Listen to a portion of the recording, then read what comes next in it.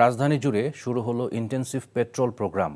মোহাম্মদপুর, মিরপুর, ধানমন্ডি, পুরান ঢাকা সহ প্রতিটি এলাকায় চলে অভিযান। আইনশৃঙ্খলা বাহিনী বলছে মানুষকে নিরাপত্তা দিতে সব ধরনের প্রস্তুতি নিয়েছেন তারা। পয়েন্টে পয়েন্টে বসানো হয়েছে তল্লাশি চৌকি, অলিগলিতে টহল দিচ্ছে পেট্রোল টিম। বিস্তারিত ইফতেখার রেজার রিপোর্টে।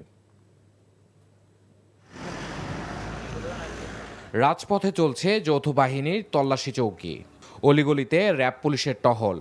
রাজধানীর রাতের এই চিত্রই বলে দিচ্ছে অপারেশন ডেভিল হান্টের পাশাপাশি শুরু হলো ইন্টেন্সিভ পেট্রোল প্রোগ্রাম।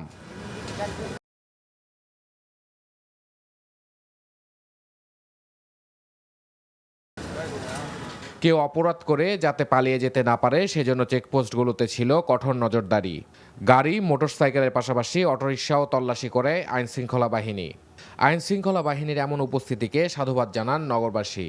তারা বলছেন প্রয়োজন আরও বেশি তৎপরতা। বর্তমান সিচুয়েশন হিসাবে খুবই দুর্ভোগ যাচ্ছে আমাদের। জায়গায় জায়গায় ছিনতাই, ইভেন অনেক খারাপ কাজ হচ্ছে, যা নাকি আমরা ভয় পাই, প্রতিনিয়ত ভয় পাই। এই জিনিসগুলো যদি আগে থেকেই ব্যবস্থা নেওয়া হতো এবং জায়গায় জায়গায় যে পুলিশের যে বক্স আছে বা যেখানে আপনাদের নিরাপত্তা দরকার সে জায়গায় যদি আগে থেকে থাকতো তাহলে জিনিসগুলো এভাবে হতো না। তো এইভাবে করে বলেন আর আরও হার্ডলাইনে যে বলেন, যেইভাবেই বলেন ওটা আমাদের জন্য বেটার। আইনশৃঙ্খলা বাহিনী বলছে নগরবাসীকে নিরাপত্তা দিতে সব ধরনের প্রস্তুতি নিয়েছেন তারা। বিশেষ অভিযানের পাশাপাশি অপরাধীদের ধরতে কাজ চলছে বলেও জানান তারা।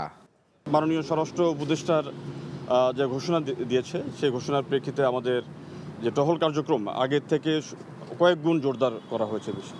আমাদের বর্তমানে 3টা পয়েন্টে স্পেসিফিকলি আমাদের 3টা পয়েন্টে আমাদের চেকপোস্ট এবং টহল চলমান আছে। রোববার রাতে রাজধানীর বনশ্রী ও মোহাম্মদপুরে ঘটে যাওয়া দুটি ছিনতাই ও গুলির ঘটনায় নড়েচড়ে বসে সরকার। এরপরে র্যাব, পুলিশ ও কাউন্টার টেরোরিজম ইউনিট মিলে শুরু হয় বিশেষ টহল অভিযান, intensive patrol program. Iftekhar Reza, NTV news, Dhaka.